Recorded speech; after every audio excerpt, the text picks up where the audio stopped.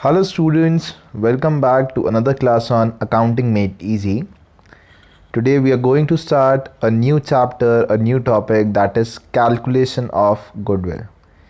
Chapter number 1 हमने complete कर लिया अभी तक की क्लासेस में. We are done with the fundamentals of partnership कि अगर एक पार्टनरशिप बिजनेस है तो किस तरीके से उसके बेसिक प्रॉफिट डिवीजन को हम लोग शो करते हैं.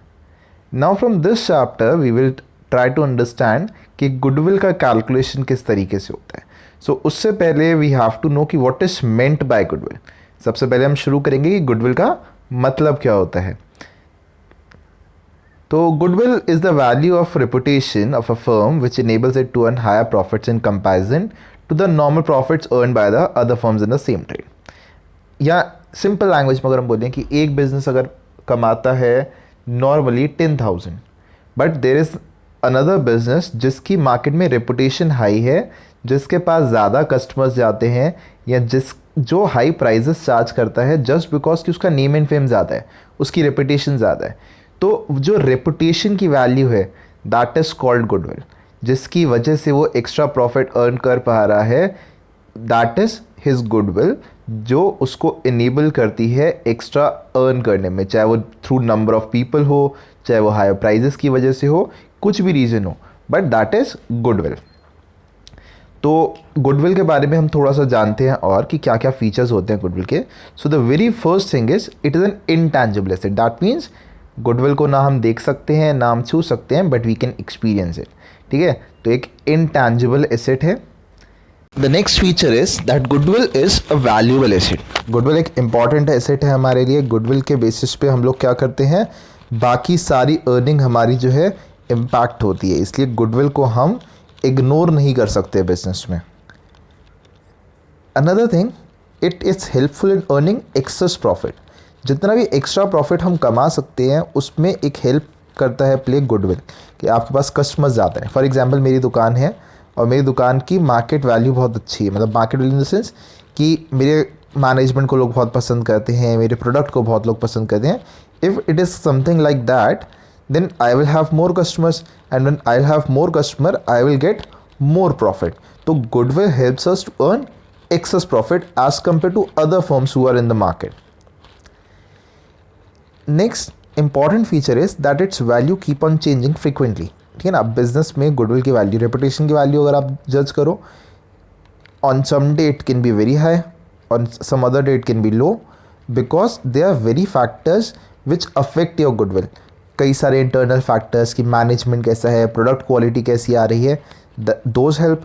कुछ एक्सटर्नल फैक्टर्स की बाहर कंपटीशन लेवल क्या चल रहा है, किसी कॉम्पिटिटर ने कुछ ज़्यादा अच्छा प्रोडक्ट निकाल लिया, या आपके ऊपर किसी ने कोई कोर्ट केस फाइल कर दिया कि आपके प्रोडक्ट्स ख़राब हैं, व्हाट्स एवर द केसेस.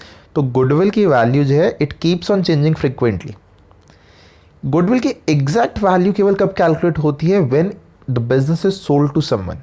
कि अगर मैं अपना बिजनेस किसी को सेल करता हूँ, सपोज मेरे बिजनेस में एसेट्स हैं 10 लाख की and I am selling it to someone else, but because मेरे बिजनेस का नाम बहुत ज़्यादा अच्छा है तो मैंने कहा सर दो the assets are of 10 lakh rupees only, but my name and fame will give you more benefit in future, so I will take 15 lakhs from you.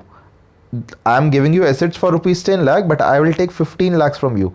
So that extra 5 lakh which I am taking for my name is the value of goodwill. So goodwill की exact value हम कब calculate कर सकते हैं, जब business sell out होता है. उससे पहले एग्जैक्ट वैल्यू से हम लोग कैलकुलेट नहीं कर सकते.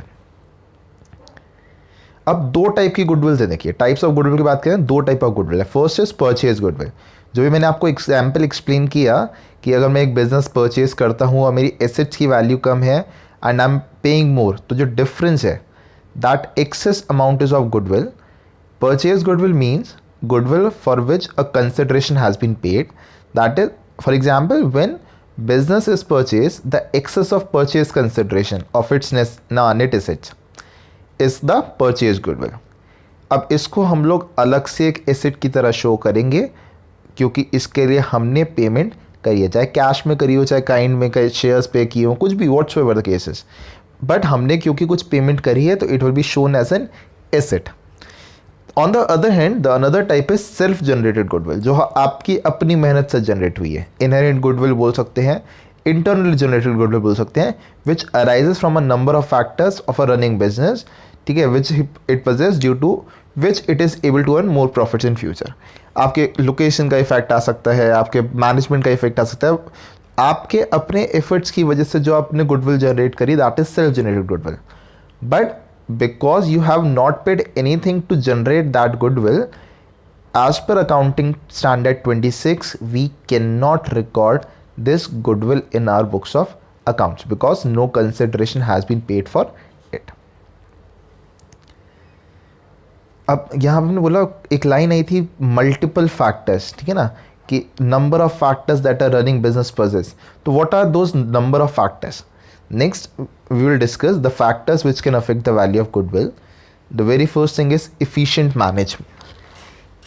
A business which has efficient management, which has a good managerial team, management जहाँ का अच्छा है, it will obviously have more goodwill as compared to other business which doesn't have that good management. Second thing which affects your goodwill is the quality of product. What quality of product you are providing. जितना अच्छा आप product को enhance करेंगे, जितना better quality देंगे, the customer will choose you over your competitors. If you are providing good education, students will come to you that किस हमें इन्हीं सर से पढ़ना है। अगर आप अच्छे समोसे बनाते हो for example, students the customer भी लाइक कितनी समोसे खाएंगे तो इन्हीं की दुकान के खाएंगे, हम दूसरी दुकान के नहीं खाएंगे। That creates goodwill. Location of business means if a business is in a place which is easy to go, बहुत लोकेशन फ्रेंडली जगह है, शहर के बीचों बीच में है, आराम से जा सकते हो, गाड़ी पार्क कर सकते हो। या फिर आज के टाइम पे अगर आप देखो मैकडोनल्ड्स या जितनी बड़ी चेन्स हैं, ये ड्राइव थ्रू हमें प्रोवाइड कराते हैं कि हम जाएंगे, गाड़ी से बस जा रहे हैं, ऑर्डर दिया एक विंडो पे, नेक्स्ट विंडो से पिकअप कर लिया। तो this is helping us to have things easily, and customer को जितना ईजिली सामान मिलेगा, चाहे वो लोकेशन फ्रेंडली हो, चाहे वो ड्राइव थ्रू के थ्रू हो, चाहे अभी आज के टाइम पे तो क्या हो रहा है, जो होम डिलीवरी है, that is also another part. तो ये सारी चीज़ें आपके बिजनेस की गुडविल को या आपकी वैल्यू को इन्हांस करती है। लॉन्गेटिविटी मीन्स कितना पुराना बिजनेस है। The older the business is, the more time it has to cover up more customer. जितना पुराना होता जाएगा बिजनेस, उतने ज़्यादा कस्टमर को ही जानते होंगे। अब मेरा business for example let's say 25 years से, now if a business is running from last 25 years, कई सारे कस्टमर्स जानते होंगे। जितने ज़्यादा कस्टमर जानते होंगे, उतने ज़्यादा कस्टमर आपके टच में, उतने ज़्यादा लोग आपकी दुकान पे आएंगे, एंड जितने ज़्यादा कस्टमर उतनी ज़्यादा अर्निंग, उतनी ज़्यादा रेपुटेशन। जिसको 1 साल हुआ है बिजनेस को, उसकी गुडविल कंपेरेटिवली उतनी ज़्यादा नहीं होगी एज कम्पेयर जो पुराने बिजनेस है, बिकॉज फुटफॉल ज़्यादा है वहाँ पे, एंड लोग का ट्रस्ट भी कंपेरेटिवली ज़्यादा होगा। Next factor is monopolistic and other rights. If you have some copyrights, patents regarding your products which you are selling, you can have a better condition or better situation to hold the market. अगर मेरे पास कोई ऐसा product है जो केवल मैं ही produce कर सकता हूँ, I have that patent rights, I have those rights, उसकी वजह से कुछ कस्टमर्स ऐसे रहेंगे जिनको वही क्वालिटी चाहिए, and they will come to me only, और वो मेरी गुडविल को इन्हांस करेगा। If I have some good quality, ठीक है, अब देखो क्वालिटी वाला फैक्टर भी वर्क कर रहा है, and that quality can not be copied, monopolistic rights हमारे पास, तो उसकी वजह से हमारी गुडविल या मार्केट में रेपुटेशन जो है वो और हाई रहती है। अपार्ट फ्रॉम दिस, गवर्नमेंट के अगर रेगुलेशंस फेवर में है आपके बिजनेस के, it will increase your goodwill. Political conditions अगर आपके कंट्री स्टेबल है तो आपके बिजनेस की रेपुटेशन अच्छी होगी इंटरनेशनल मार्केट के अकॉर्डिंग। देखें रिसर्च एंड डेवलपमेंट पे आप कितने एफर्ट्स डालते हैं। If your business is doing continuous innovation, नए से नए प्रोडक्ट निकाल रहा है, तो पीपल भी लाइक ये ब्रांड अच्छा है, इसमें हमेशा नई चीज़ें आती हैं। आईफोन अभी ये वाला है, अभी कुछ नया निकालेंगे। तो जो नई चीज़ें आप निकालते हैं, जो रिसर्च एंड डेवलपमेंट आप क्रिएट करते हैं, वो भी आपके ब्रांड के टुवर्ड्स, आपके फर्म के टुवर्ड्स लोगों का अटेंशन ग्रैब करता है और आपकी गुडविल एनहांस करने में हेल्प करता है। इफेक्टिव एडवर्टीजमेंट, कितना ज़्यादा आप एडवर्टीजमेंट करते हो वो भी आपको गुडविल जनरेट करने में हेल्प करता है। जितना ज़्यादा लोगों के नॉलेज में आएगा, विजन में आएगा, उतना ज़्यादा आपके बिजनेस को रेपुटेशन गेन करने में हेल्प करता है।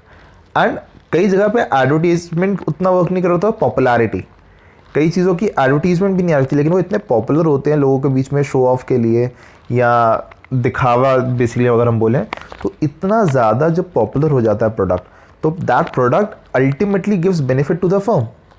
प्रोडक्ट पॉपुलर हो रहा है बट प्रोडक्ट के थ्रू अर्न कौन करेगा? The person which will earn is the owner of the business. तो ये भी हमें गुडविल जनरेट करने में हेल्प करते हैं।